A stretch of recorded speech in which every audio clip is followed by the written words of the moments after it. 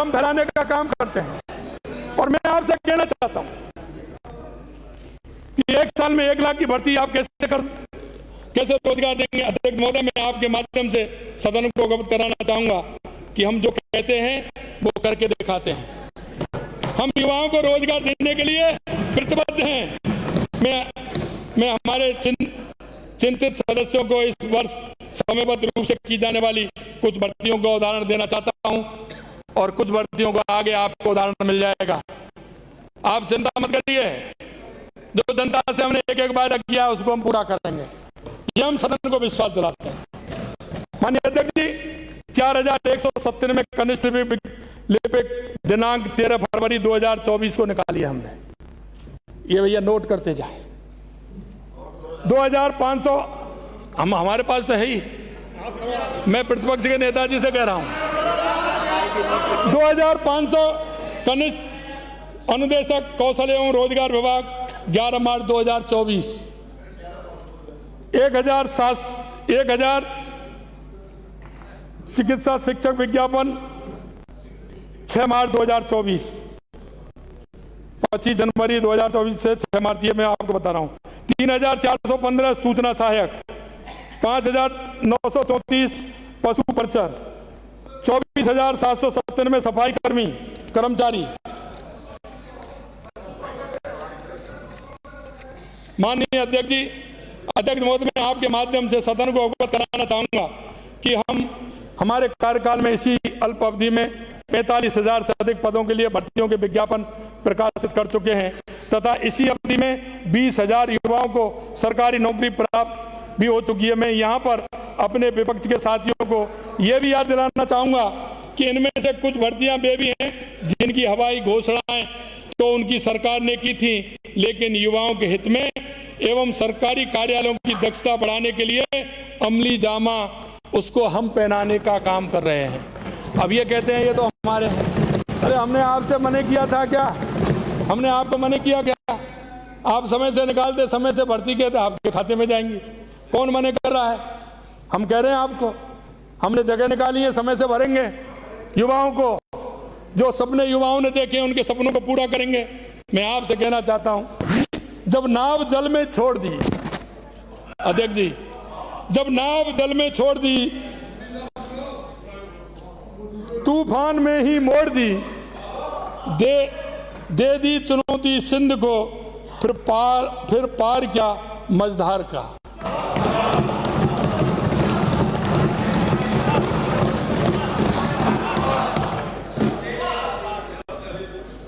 मैं तो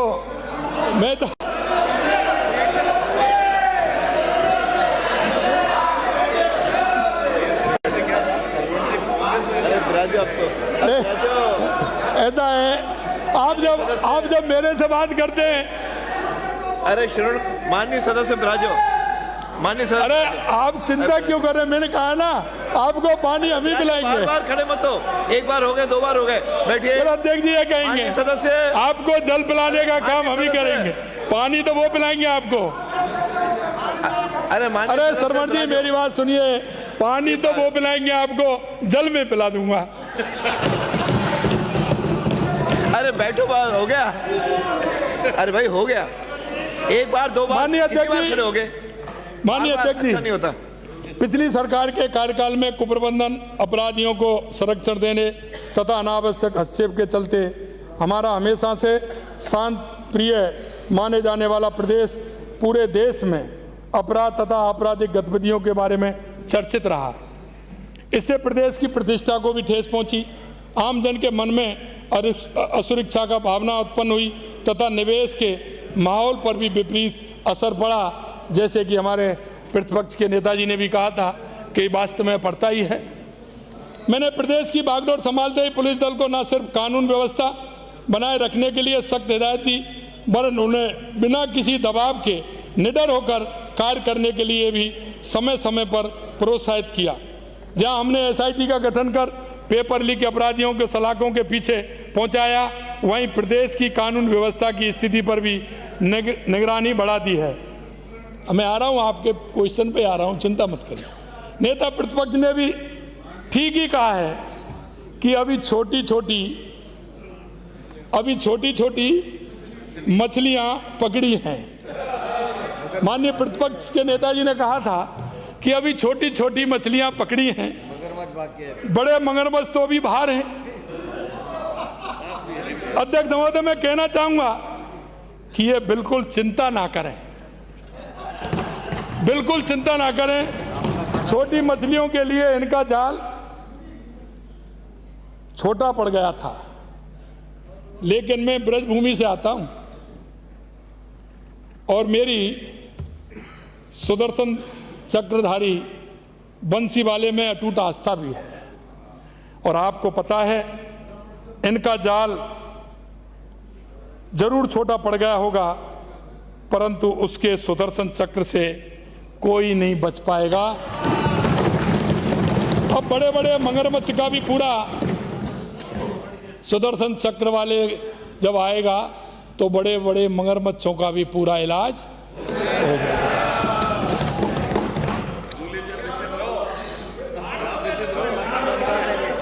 कांग्रेस सरकार के नेतृत्व में प्रदेश एक ही दिशा में बहुत आगे बढ़ गया, लेकिन इस दिशा की जानकारी भी माननीय सदन को देना चाहूंगा।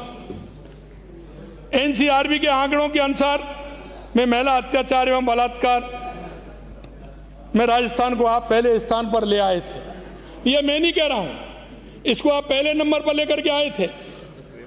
इनके साथी तो में कहते थे कि हम तो गए आज, वो पहले भी नहीं थे और आज भी गए।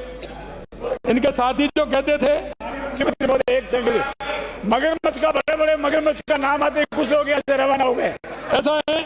मैं आपसे कहना चाहता हूं माननीय अध्यक्ष जी, मैं आपसे निवेदन करना चाहता हूं। माननीय अध्यक्ष जी, मैं आपके द्वारा निवेदन करना चाहता हूं कि इनके साथी तो ये भी कहते थे, ये तो मर्दों का प्रदेश है,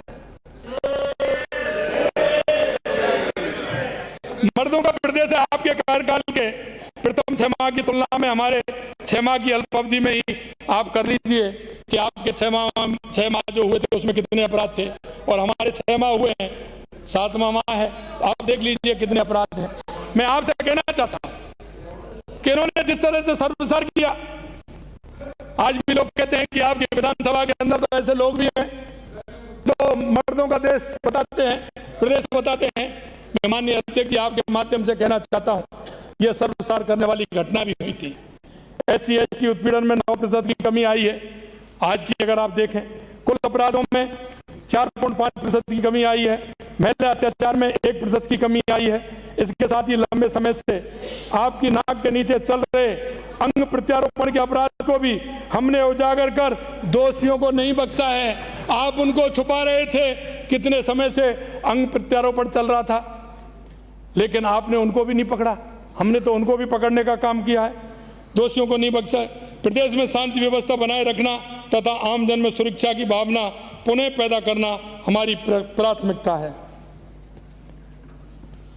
माननीय अध्यक्ष जी, सफर में मुश्किलें आए तो हिम्मत और बढ़ती है। अगर कोई रास्ता रोके तो जरूरत और बढ़ती है। अगर बिकने पर आ जाओ तो घट जाता है दाम। अक्सर ना बिकने का इरादा हो तो कीमत और बढ़ जाती है।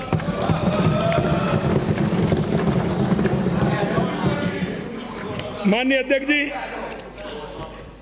अध्यक्ष जी अभी कह रहे थे कि हमारे बजट में हमारी वित्त मंत्री जी ने $350 बिलियन अर्थव्यवस्था का जिक्र किया। माननीय अध्यक्ष जी, हम राज्य की अर्थव्यवस्था को हमारे शासनकाल में हम कह रहे हैं $350 बिलियन 29,30,000 रुपये तक पहुंचाने के लिए कृत संकल्प है।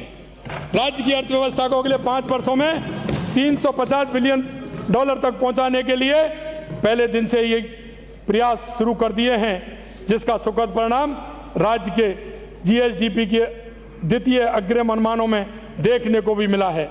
इन अग्रिम अनुमानों में के अनुसार वर्ष 2023-24 में राज्य की अर्थव्यवस्था में गत पूर्वानुमान 11.58% की तुलना में 12.56% की वृद्धि होना संभावित है।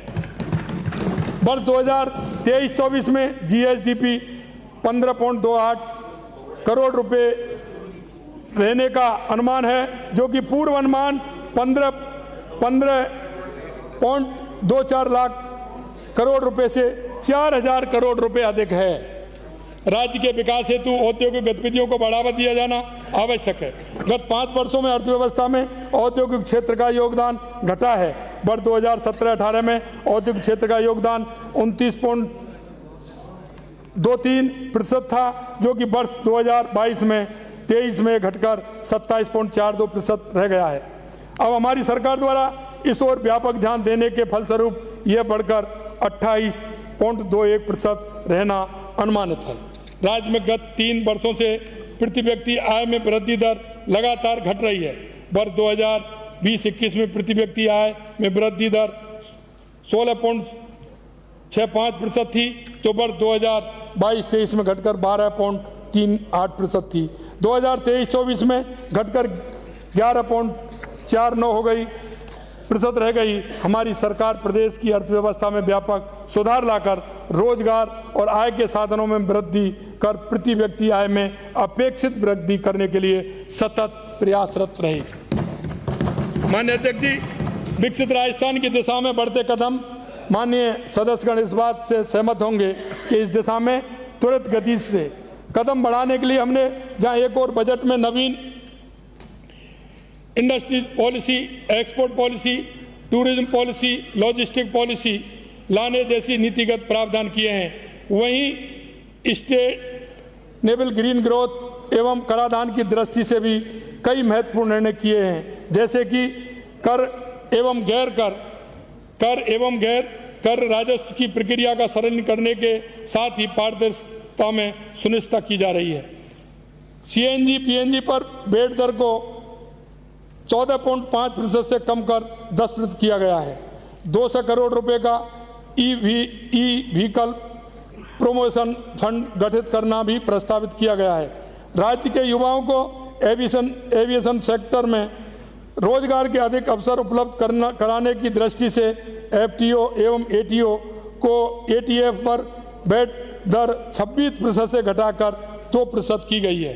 कृषकों की आय में वृद्धि किए जाने की दृष्टि से एग्रो प्रोसेसिंग पॉलिसी लाया जाना प्रस्तावित किया गया है। साथ ही श्री अन्न प्रमोशन एजेंसी की स्थापना से भी किसानों को आय बढ़ाने की दिशा में प्रयास किए जाएंगे। माननीय अध्यक्ष जी, मुझे पूरी आशा है कि विपक्ष के हमारे सभी साथियों ने अनुभव होने के कारण बजट 2024 के आंकड़ों का ध्यानपूर्वक अध्ययन किया होगा। फिर भी मैं उन्हें याद दिलाने की दृष्टि से माननीय सदन को और हमारे समय का अंतर पुनः अवगत कराना चाहूँगा। राजकोषीय घाटा जीएसडीपी का प्रतिशत वर्ष 2023-24 के 4.26% से कम होकर 2024-25 में 3.93% अनुमानित है।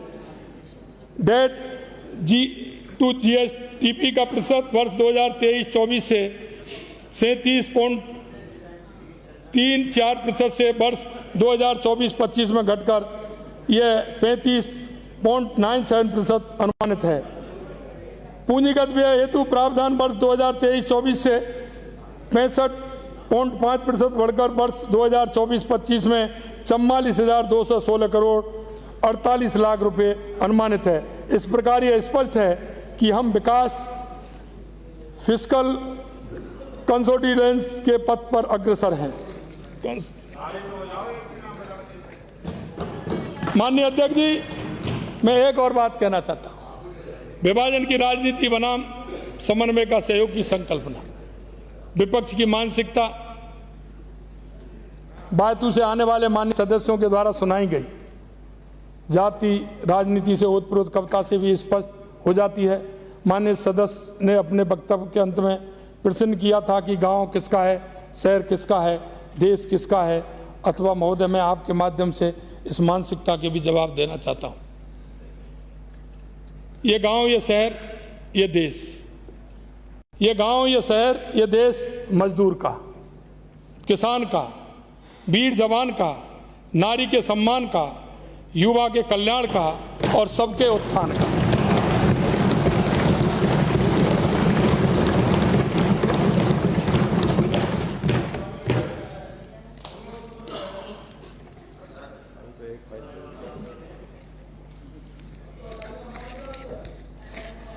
माननीय अध्यक्ष जी, आपके माध्यम से कुछ नवीन घोषणाओं का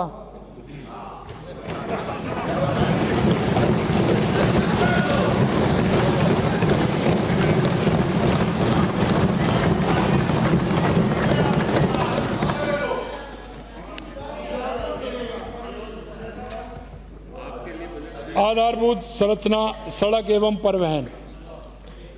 माननीय सदस्यों ने 23 जुलाई 2024 को केंद्र सरकार के बजट में ग्रामीण सड़कों से संबंधित पीएमजीएसवाई प्रधानमंत्री ग्रामीण सड़क योजना संबंधी घोषणाओं को सुना होगा। मैं माननीय सदन के माध्यम से पीएमजीएसवाई 40 के अंतर्गत प्रदेश के 2500 से अधिक ग्रामीण बसावटों को सड़क से जोड़ने का प्रावधान करने के लिए माननीय प्रधानमंत्री जी का और माननीय वित्त मंत्री जी का बहुत बहुत धन्यवाद देते हैं। प्रदेश में सड़कों का नेटवर्क अधिक सुदृढ़ करने के प्रस्ताव विभिन्न क्षेत्रों की जनता से, माननीय विधायकगणों से एवं अन्य जनप्रतिनिधियों के माध्यम से प्राप्त हुए। इन सभी पर विस्तृत तकनीकी बनाए जाने का कार्य प्रारंभ कर दिया गया है। इसी क्रम में मैं 1000 करोड़ रुपए से अधिक की राशि से विभिन्न सड़कों के निर्माण एवं उन्नयन संबंधी कार्य करवाए जाने की घोषणा करता हूं। इन सड़कों की सूची सदन के पटल पर प्रस्तुत कर रहा हूं।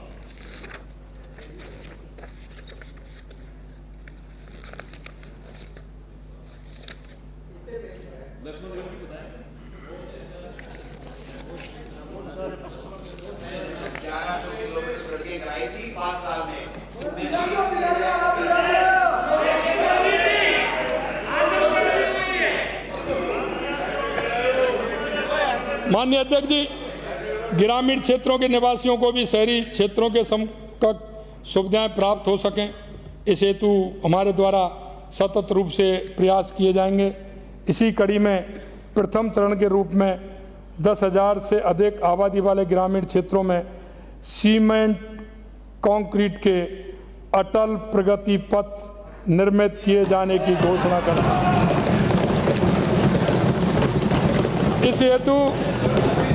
इस हेतु 2 वर्षों में 1000 करोड़ रुपए का व्यय प्रस्तावित है। बड़े शहरों में पब्लिक ट्रांसपोर्ट की सुविधा के उन्नयन के लिए 500 ई बस लिए जाने की घोषणा की गई थी। अब मैं इस संख्या को बढ़ाकर प्रदेश एवं शहरी क्षेत्रों के लिए 1000 ई बस उपलब्ध कराए जाने की घोषणा की। साथ ही प्रदेश में सड़क सुरक्षा को दृष्टि सुदृढ़ किए जाने तथा यातायात को सुगम बनाए जाने की दृष्टि से विभिन्न कार्य करवाए जाएंगे। इन कार्यों का विवरण मैं सदन के पटल पर प्रस्तुत कर रहा हूं। नगरीय विकास, प्रदेश के बड़े शहरों के विकास को गति देने की दृष्टि से बीकानेर एवं भरतपुर यूआईटी को अर्बन इम्प्रूवमेंट ट्रस्ट का उन्नयन कर डेवलपमेंट अथॉरिटी का गठन करने की घोषणा करता हूं।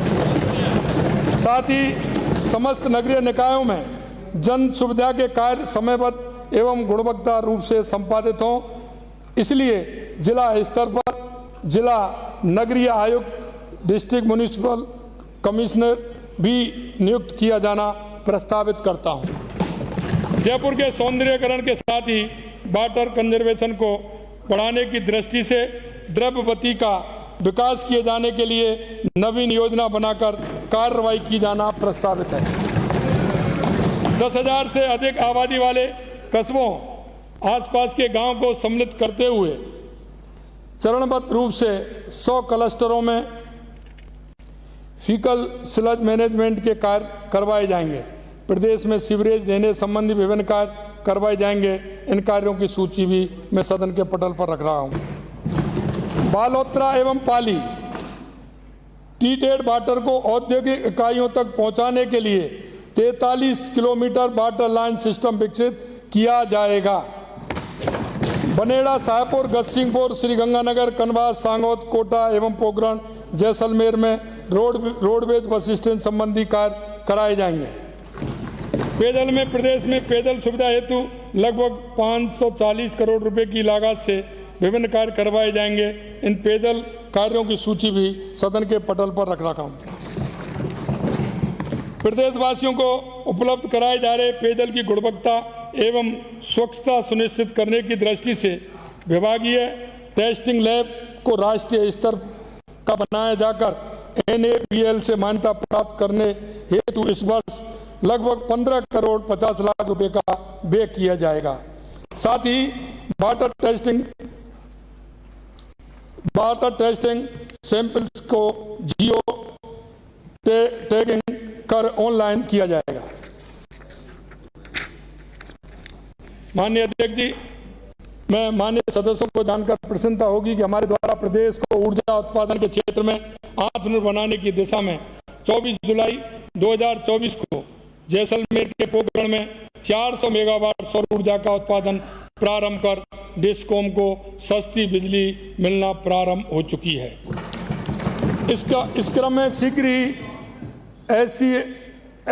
SCLL और गेल से भी MOU करते हुए 4100 मेगावाट क्षमता का सृजन किया जाएगा। केंद्र सरकार के सहयोग से कृषकों के खेत पर कुसुम परियोजना HAM मॉडल के माध्यम से 1000 मेगावाट अतिरिक्त उत्पादन किए जाने की मैं घोषणा करता हूं। साथ ही प्रदेश में HAM मॉडल पर बैटरी ऊर्जा भंडारण प्रणाली BESS का कार्य हाथ में लिया जाकर चरणबद्ध रूप से लगभग 2000 मेगावाट विद्युत उत्पादन क्षमता सृजित की जानी प्रस्तावित है। ऊर्जा उत्पादन के लिए निजी क्षेत्र को अतिरिक्त प्रोत्साहन देते हुए कैप्टिव पावर उत्पादन की सीमा को 100% से बढ़ाकर 200% किया जाने की घोषणा करता हूं।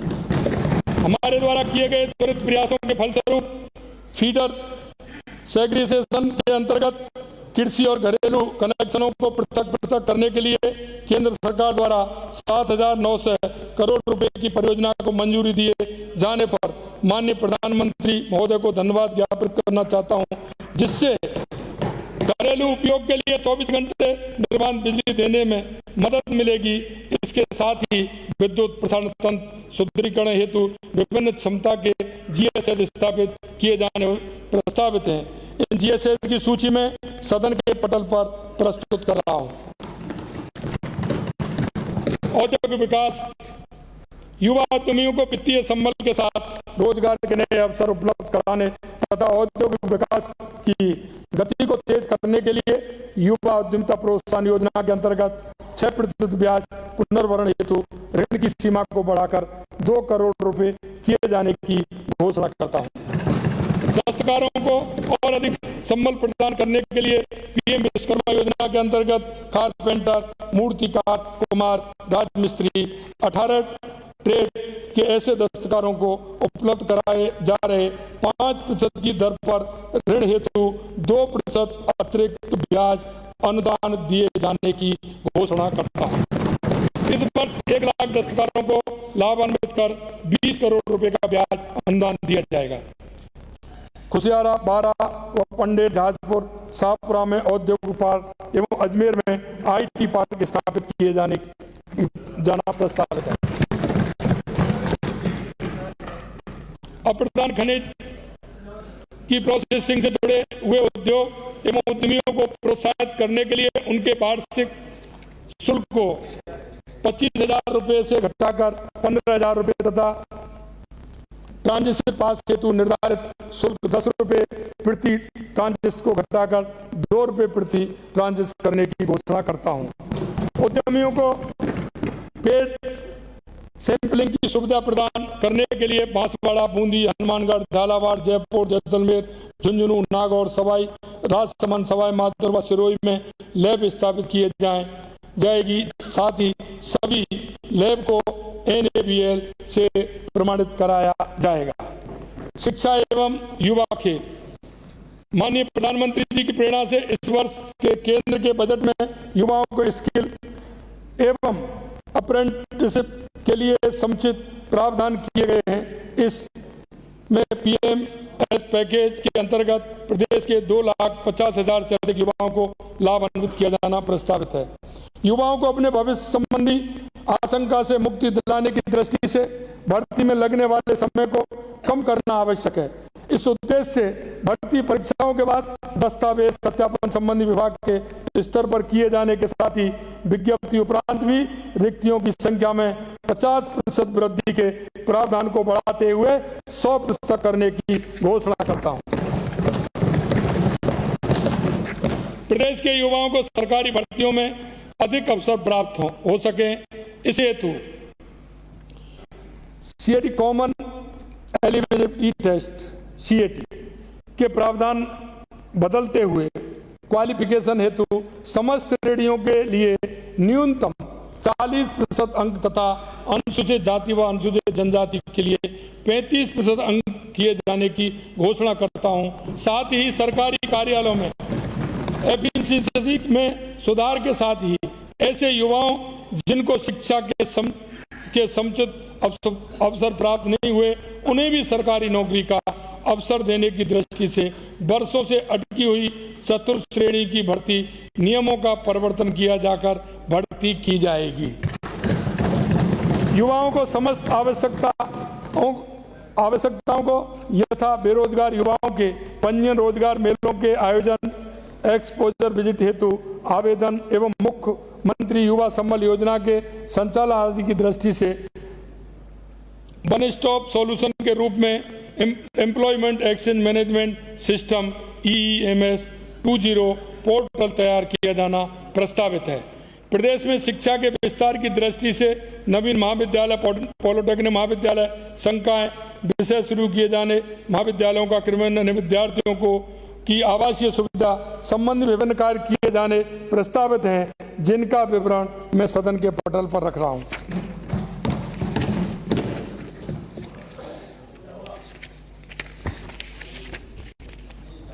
माननीय अध्यक्ष जी, NCC कैडेट्स को विभिन्न प्रकार के कैंप्स के दौरान मैसिंग भत्ता 150 रुपये से बढ़ाकर 220 रुपये प्रति व्यक्ति प्रतिदिन किया जाना प्रस्तावित है।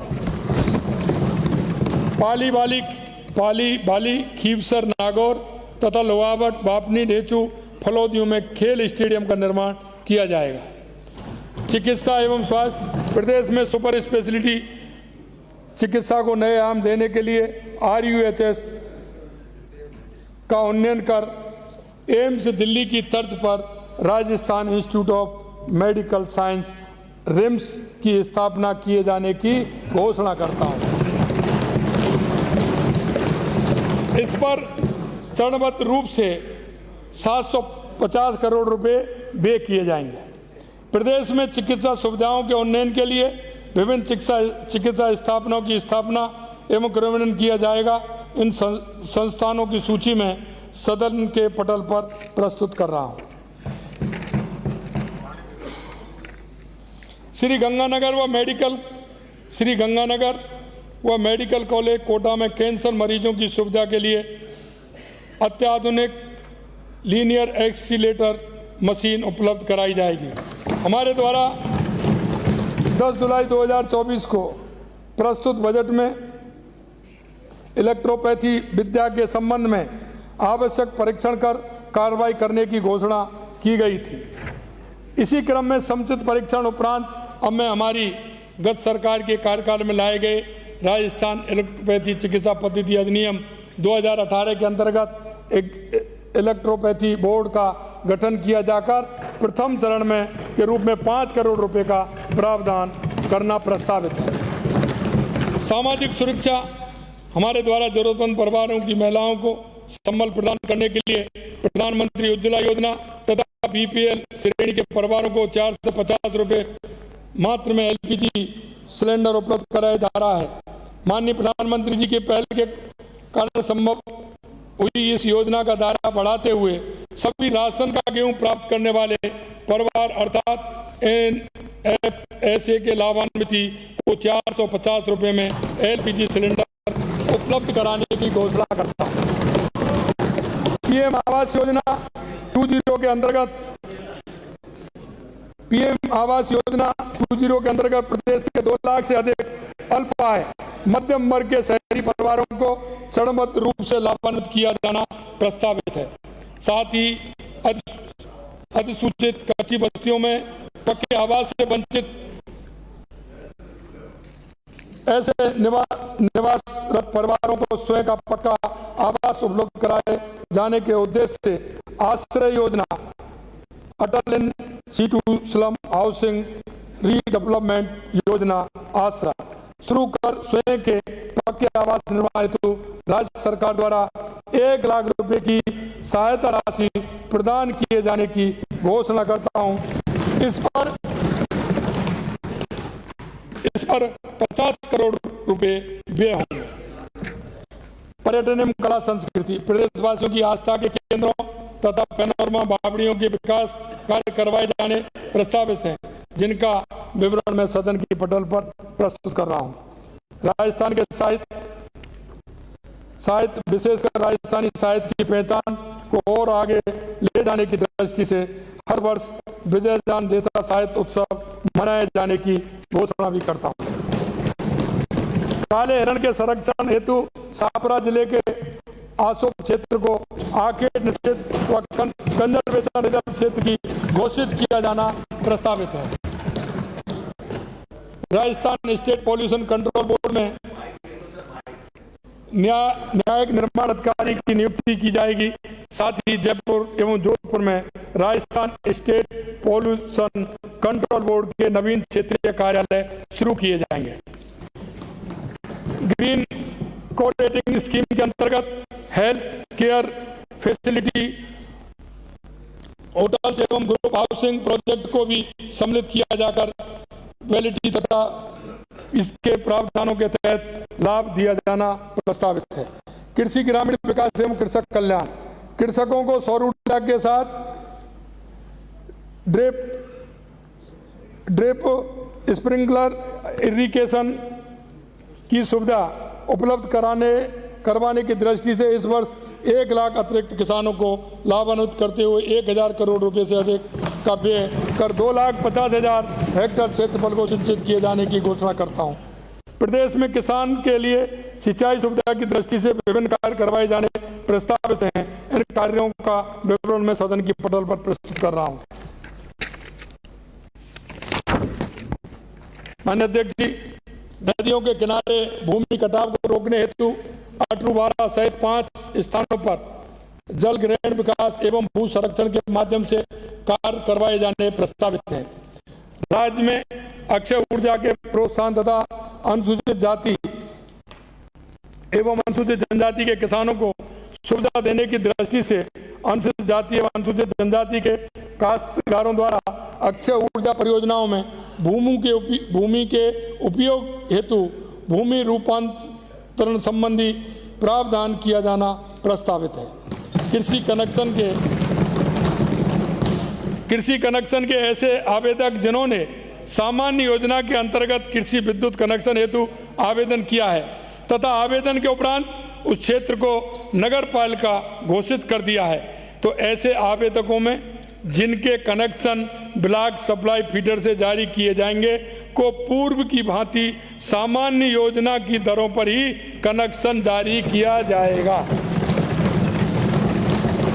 किसान भाइयों की सुविधा के लिए फसल संबंधी, रोगों संबंधी तथा विपणन संबंधी जानकारी उपलब्ध कराने के लिए ऑनलाइन राज किसान साथी प्लेटफॉर्म विकसित करने के लिए 40 करोड़ रुपए का प्रावधान प्रस्तावित है। साथ ही काश्तकारों के बकाया सिंचाई शुल्क में मूल राशि एक मुश्त 31 दिसंबर 2024 तक जमा कराने पर 31 मार्च 2024 तक दे ब्याज माफ करने की भी घोषणा करता हूं। परबत डीडवाना, कुचामन, सेडवा, चौटन, बाड़मेर व भाणोती सवाई माधोपुर में कृषि मंडी खोली जानी प्रस्तावित है। साथ ही प्रदेश में वनस्पतियों की बेहतर प्रजातियों के विकास हेतु 150 बीज बैंकों की स्थापना प्रस्तावित है।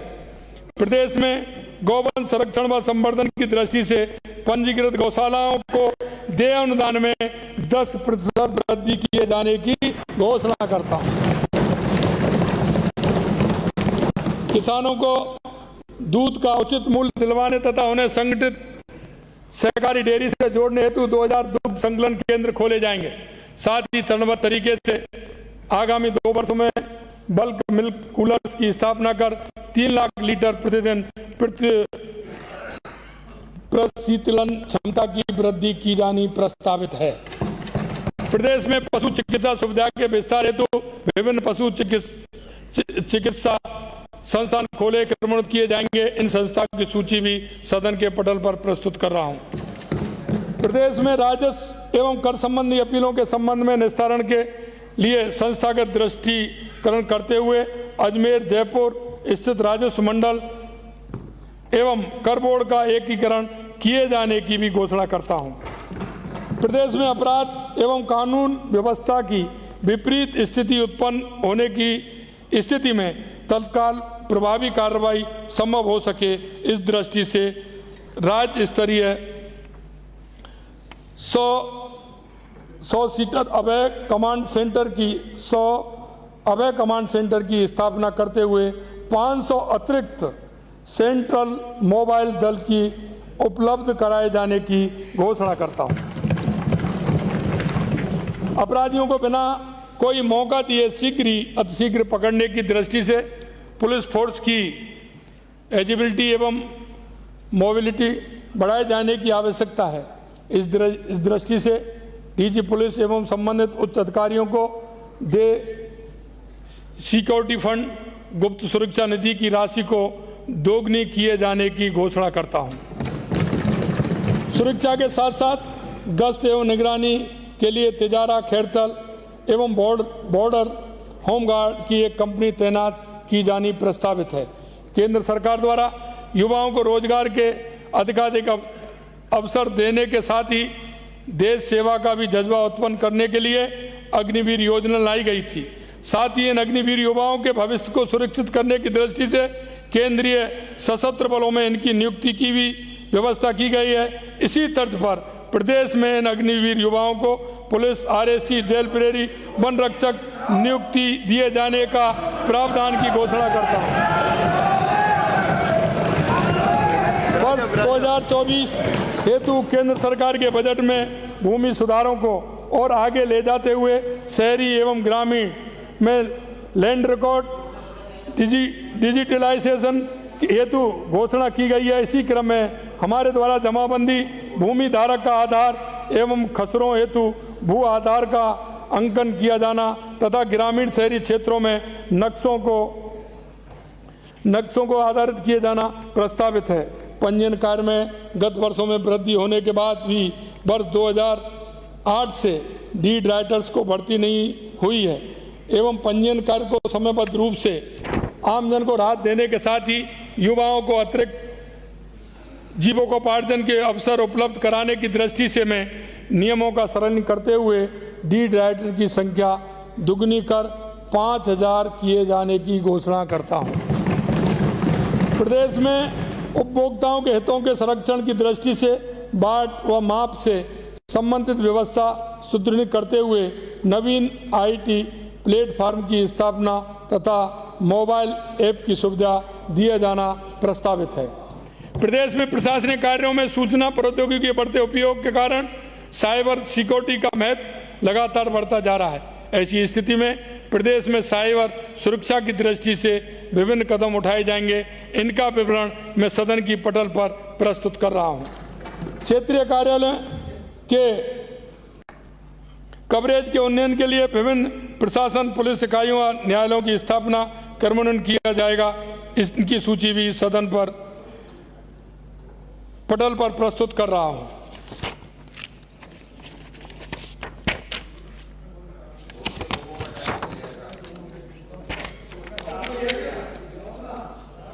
प्रदेश के विभिन्न विभागों के कार्यालयों, इकाइयों के भवन निर्माण, मरम्मत तथा अन्य सुविधा संबंधी कार्य करवाए जाएंगे, जिनका विवरण भी सदन की पटल पर मैं रखता हूं।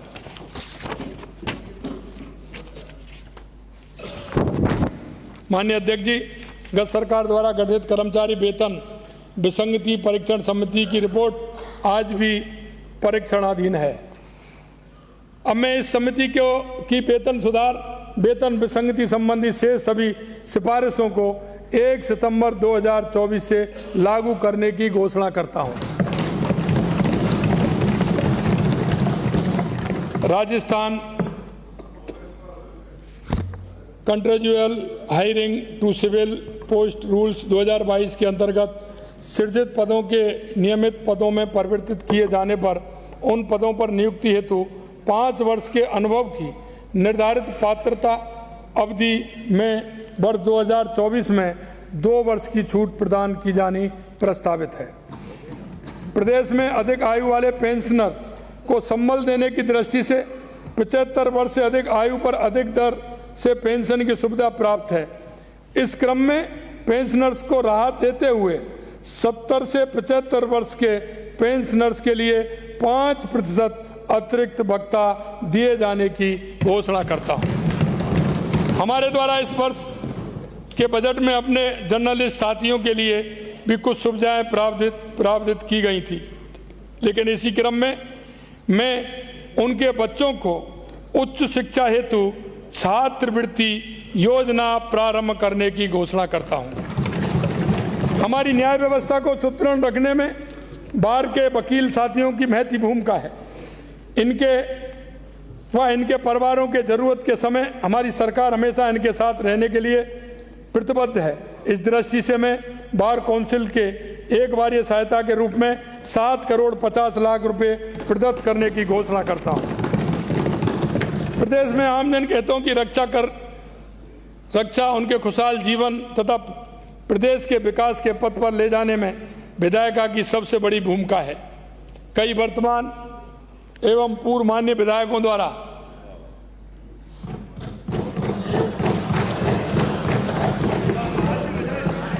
अब चेहरे पे रौनक आई है। मैं आपका ही इशारा देख रहा था।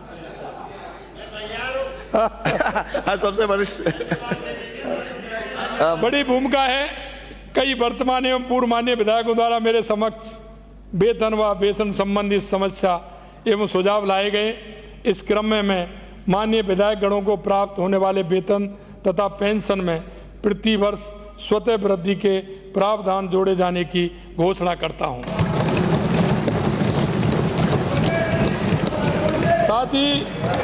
साथ ही जयपुर स्थित अरे सुनिए अभी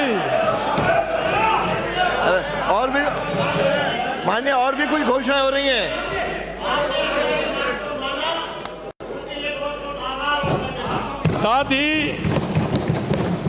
साथ ही जयपुर स्थित नए विधायक आवासों में अतिरिक्त सुविधा देने की दृष्टि से रूफटॉप सोलर प्लांट लगाए जाना प्रस्तावित करता हूं। माननीय अध्यक्ष महोदय, मुझे पूरा विश्वास है कि विकसित राजस्थान की संकल्पना को साकार करने में हमें आमजन के साथ साथ विपक्ष के साथियों का भी सकारात्मक सहयोग मिलेगा तथा प्रदेश विकास की नई ऊंचाइयों को छुएगा। अंत में मैं कहना चाहता हूं ये प्रण यही छूटे ना पीछे एक भी।